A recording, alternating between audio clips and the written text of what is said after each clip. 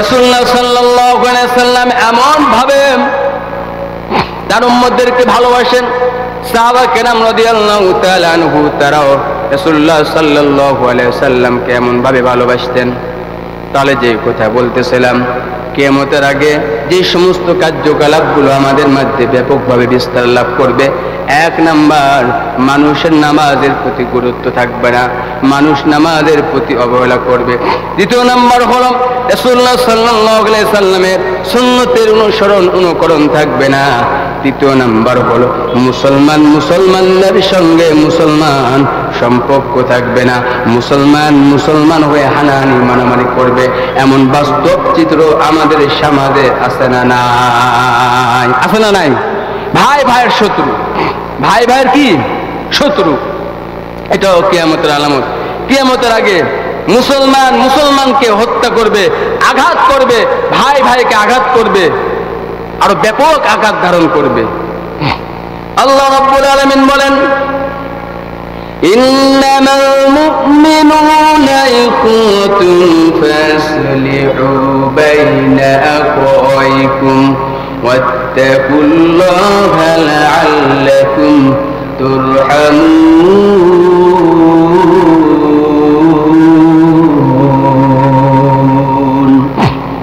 আল্লাহ রাব্বুল আলামিন বলেন, ওই ব্যক্তি প্রকৃত মুমিন মুত্তাকিন হতে পারবে না। এক মুসলমান ভাই বিপদে পড়বে, অপর মুসলমান ভাই এগিয়ে আসবে না, আরেকজন মুসলমান ভাই তার বিপদে পাশে দাঁড়াবে না। এটা একজন মুমিন মুত্তাকিন ইমানদার বান্দা বান্দির গুণ হতে পারে না। আল্লাহ তাআলা বলেন, ইন্নামাল মুমিনুনা ইখওয়াতুন ফাসলিহু বাইনা আখাওয়িকুম ওয়াত্তাকুল্লাহা লাআল্লাকুম তুরহামুন। একজন মুসলমান যখন বিপদে পড়ে, আরেক মুসলমান ভাই এগিয়ে আসো। বিশ্বের এই প্রান্ত থেকে আরেক প্রান্তে যদি কোনো মুসলমান বিপদে পড়ে, এই প্রান্ত থেকে আরেক প্রান্তে মুসলমান ভাইয়ের সাপোর্ট নিতে হবে, তার জন্য দোয়া করতে হবে। কিন্তু বড় আফসোসের বিষয় হলো, আমরা ভাইয়ের সঙ্গে সম্পর্ক নাই, পাড়াপতি মুসলমান ভাইয়ের সঙ্গে কোনো তাআল্লুক নেই, সম্পর্ক নাই, মহব্বত নাই, ভালোবাসা নাই। এটা কিয়ামতের আগে আরো ব্যাপক দারুণ আকার ধারণ করবে। আমার ভাইয়ের, আমার বন্ধুগণ, খুব লক্ষ্য করে শুনুন, মুসলমানদের পারস্পরিক সম্পর্ক কেমন রাখা দরকার। আমিরুল মুমিনিন হযরত ওমর রাদিয়াল্লাহু তাআলা আনহুর জামানার ঘটনা। হযরত ওমর রাদিয়াল্লাহু তাআলা আনহুর দরবারে দুইজন বালক মিলে এক যুবককে ওমরের দরবারে টেনে হিঁচড়ে নিয়ে যাওয়া হলো। ওমর রাদিয়াল্লাহু তাআলা আনহু বললেন, কি ব্যাপার যুবক, তোমরা দুই যুবক মিলে এক যুবককে কেন তোমরা আমার দরবারে টেনে হিঁচড়ে আনতেছো, কারণ কি জানতে চাই। এবার দুই বালক ডাক দিও, আমিরুল মুমিনিন ওমর, কারণ কি আপনি জানেন না? কারণ হলো এই বালক আমার বাবাকে হত্যা করে ফেলেছে। আমিরুল মুমিনিন ওমর, আপনার কাছে আমরা এসেছি আমার বাবার হত্যার বিচার চাই। আমিরুল মুমিনিন ওমর রাদিয়াল্লাহু তাআলা আনহু যুবককে লক্ষ্য করে বলতেছেন, যুবক, এই দুই যুবক মিলে তোমার বিরুদ্ধে যে মামলা দায়ের করেছে, যে অভিযোগ আমার কাছে দিয়েছে, এটা কি সত্য কিনা বলো বলো বলো। এবার যুবক বলতেছেন, আমিরুল মুমিনিন ওমর, এই দুই ভাই মিলে যে অভিযোগ আমার বিরুদ্ধে এনেছে, এটা আসলে সত্য, কোনো রকমের মিথ্যা নাই। কিন্তু আমিরুল মুমিনিন ওমর, আমি ইচ্ছা করে তার বাবাকে কিন্তু মারি নাই। আমারও তার বাবার ক্ষেতের মধ্যে গিয়েছে, জমিতে গিয়েছিল, এমন ভাবে আমার উটকে তার বাবা আঘাত করেছে, পাথর ছুঁড়ে মেরেছে, আমার উটের শরীর থেকে রক্ত প্রবাহিত হচ্ছিল, আমার উট ছটফট করতেছিল, আঘাত সহ্য করতে পারতেছিল না। এটা দেখে আমি আর সহ্য করতে পারি নাই, কিন্তু একটা পাথর নিয়ে তার বাবার দিকে ছুঁড়ে মেরেছি, কিন্তু আমার ভিতরে বিন্দু পরিমাণ তাকে মারার কোনো ইখতিয়ার ছিল না, মারার মতন কোন রকমের অনুভূতি ছিল না। আমিরুল মুমিনিন ওমর, ইচ্ছা করে আমি মারি নাই, কিন্তু আমার পাথরের আঘাত খেয়ে তার বাবাটা মৃত্যুবরণ করেছে। এবার হযরত ওমর রাদিয়াল্লাহু তাআলা আনহু বলতেছেন, এই দুই যুবক শোনো, তোমরা কি বালককে মাফ করে দেবে কিনা, না বিচার করে নিবা বলো। এবার দুই যুবক বলতেছেন, আমিরুল মুমিনিন ওমর, আমার বাবা মারা গেছে, আমার বাবার মৃত্যুর বিচার আমরা চাই। এবার হযরত ওমর রাদিয়াল্লাহু তাআলা আনহু বলতেছেন, আমি ওমর বিচার করে দিব কোরআন থেকে, আল্লাহর কোরআন যা বলবে সেই মোতাবেক আমি ওমর বিচার করে দিব। ওয়াল আইনা বিল আইনি ওয়াল আনফা বিল আনফি ওয়াল আযিনা বিল আযিনি ওয়াস সিন্না বিস সিন্নি ওয়াল জুরুহা কিসাস। আল্লাহু আকবার। হযরত ওমর রাদিয়াল্লাহু তাআলা আনহু বললেন, আমি কোরআন থেকে বিচার করে দিব। কোরআনের বিচার হলো থাপ্পড়ের বদলে থাপ্পড়, রক্তের বদলে রক্ত, আঘাতের বদলে আঘাত। যেহেতু তোমার বাবাকে হত্যা করে ফেলেছে, হত্যার বদলে হত্যা, মৃত্যুর বদলে মৃত্যু হবে। এবার আমিরুল মুমিনিন ওমর এই যুবককে লক্ষ্য করে বললেন, যুবক তুমি বলো মৃত্যুর আগে তোমার মধ্যে কোন রকম কিছু চাওয়া আছে কিনা? এই যুবক বললেন, আমিরুল মুমিনিন ওমর আমার মৃত্যুদণ্ড দিবেন, মৃত্যুদণ্ড কার্যকর করবেন, আমার কোনো আফসোস নাই। কিন্তু এক নম্বর কারণ হলো আমার 3 দিন পর্যন্ত সময় দিতে হবে। আমার বাবা যখন দুনিয়ার বুক থেকে বিদায় নিয়ে চলে গেছে, আমার ছোট ভাই আছে, কিছু সম্পদগুলো আমার কাছে গচ্ছিত রেখে গেছে। আমার বাবার সম্পদগুলো আমার ছোট ভাইদের কাছে বুঝাই দিতে হবে। আর এই জিনিসটা বুঝাই দিতে গেলে আমার 3 দিন সময় লাগবে। আমিরুল মুমিনিন ওমর আমার আপনি 3 দিন সময় দিতে হবে। হযরত ওমর রাদিয়াল্লাহু তাআলা আনহু বলতেছেন, যুবক তোমার 3 দিন সময় দেব, কিন্তু এই মজলিসের মধ্যে থেকে তুমি দাঁড়াও, দাঁড়িয়ে বলো আমি 3 দিন থাকবো না। হযরত ওমর রাদিয়াল্লাহু তাআলা আনহু বলতেছেন, এই মজলিসের মধ্যে থেকে আমি বর্ণনা দিতেছি, আমি ঘোষণা করে দিলাম এই যুবকের এই পক্ষ নিয়ে 3 দিন পর্যন্ত কে আসো যাবেন নিবা। এই যুবক যদি না আসে, এই যুবকের জায়গায় তাকে হত্যা করা হবে, মৃত্যুদণ্ড কার্যকর করা হবে। হযরত ওমর রাদিয়াল্লাহু তাআলা আনহু ঘোষণা দিলেন, কোন রকমের সাড়া পাওয়া যাচ্ছে না, কেউ দাঁড়াইতেছে না। পিছন থেকে একজন হাত তুলন করলেন, হাত উঁচু করে বলতেছেন, আমিরুল মুমিনিন ওমর এই যুবকের জামিনদার 3 দিন আমি নিব। ওমর বলতেছেন, যুবক সাধারণ কোন যুবক নয়, যে যুবকটা 3 দিন জামিন নিলেন রাসূল সাল্লাল্লাহু আলাইহি সাল্লামের সাহাবী আবু যর গিফারি। আবু যর গিফারি বলতেছেন, আমিরুল মুমিনিন ওমর আমি 3 দিন সময় নেব, জামিন নেব। ওমর বলতেছেন, তুমি কি জানো যে 3 দিন পর যদি এই যুবকটা না আসে তোমারে কিন্তু হত্যা করে ফেলা হবে, তোমারে কিন্তু মৃত্যুদণ্ড দেওয়া হবে। আবু যর গিফারি রাদিয়াল্লাহু তাআলা আনহু বলতেছেন, আমিরুল মুমিনিন ওমর আমি রাজি আছি, সমস্যা নাই। আবু যর গিফারি জামিন নিলেন, জিম্মাদার হয়ে থাকলেন। ওই যুবকটা চলে গেলেন। যাওয়ার পরে 1 দিন যায়, 2 দিন যায়, কোনো খবর নাই। 3 দিনের দিন সারাদিন চলে গেল, কোনো খবর নাই। আবু যর গিফারি পেরেশানির মধ্যে পড়ে গেলেন, কি ব্যাপার 3 দিন সময় নিয়েছে, আর মাত্র অল্প সময় আছে, সূর্য অস্ত দিবে, 3 দিন শেষ হয়ে যাবে। অনেকে এসে বলতেছেন, আবু যর গিফারি এই বুঝি তোমার জীবনটা শেষ হয়ে যাবে, তুমি কেন জামিন নিলা?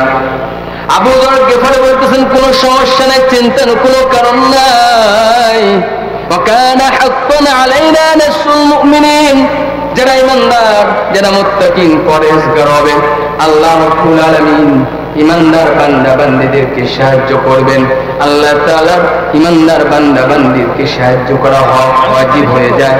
আমি চিন্তার কোনো কারণ নাই, আমি একজন মুসলমান ইমানদার, আমার ভাই যদি না আসে আমার মৃত্যুদণ্ড কার্যকরিত করবে, আমার কোনো দুঃখ নাই, কষ্ট নাই। এবার হঠাৎ লক্ষ্য করে দেখে সন্ধ্যা হয়ে গেল।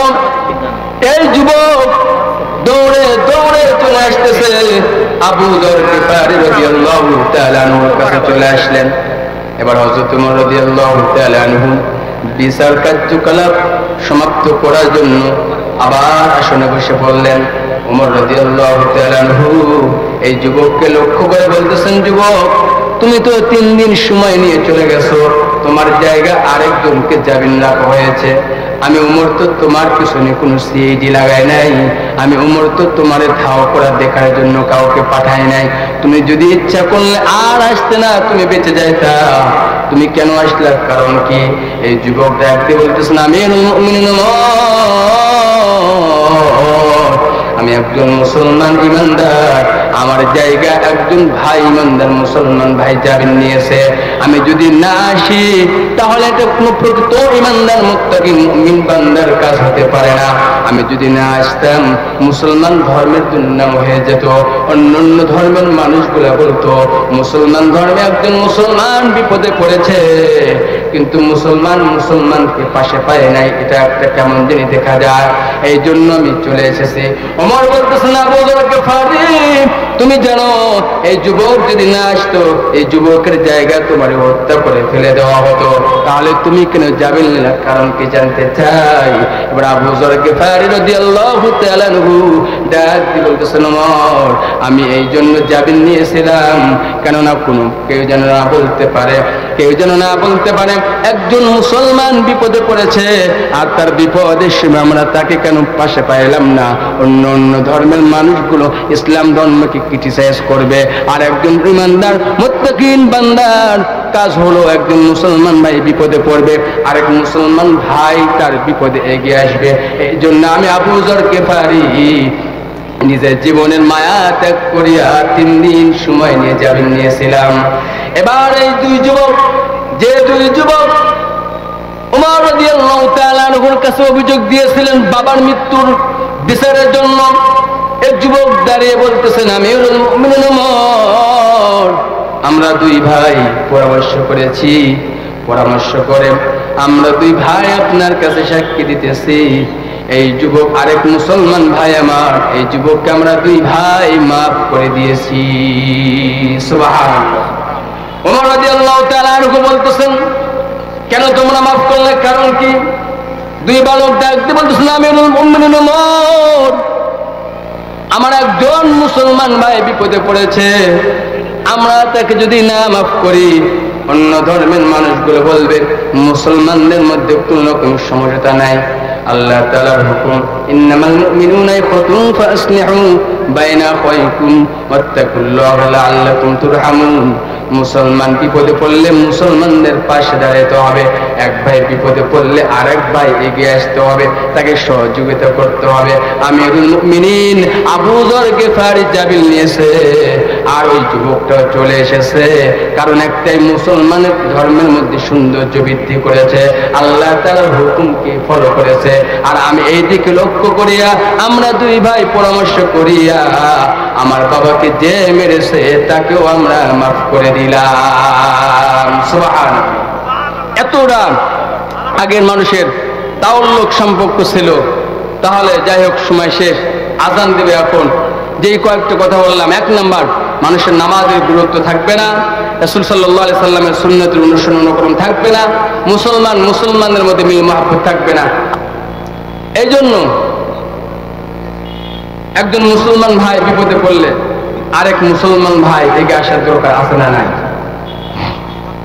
আল্লাহর হাবিব সাল্লাল্লাহু আলাইহি সাল্লাম আরো বলেন, কিয়ামতের আগে মানুষের মধ্যে যে সমস্ত কার্যকলাপগুলো বেশি আকার ধারণ করবে, মানুষগুলো মিথ্যা কথা বলাকে সত্য মনে করবে, সত্য কথা বলাকে মিথ্যা মনে করবে। আমার ভাইয়ের, আমার বন্ধুগণ, বিগত 16 বছর যত আলেম ওলামা কারাগার ভক্ষণ করেছে, সকল আলেম ওলামা গুলো মিথ্যা সাক্ষী দিয়েছে, মিথ্যা সাক্ষীর কারণেই তারা কারাগার ভক্ষণ করেছে। কথা বলেন ঠিক কিনা? মিথ্যা কথাকে সত্য মনে করবে, সত্য কথাকে তারা মিথ্যা বলে চালিয়ে দিবে। বিগত আমরা দেখে এসেছি।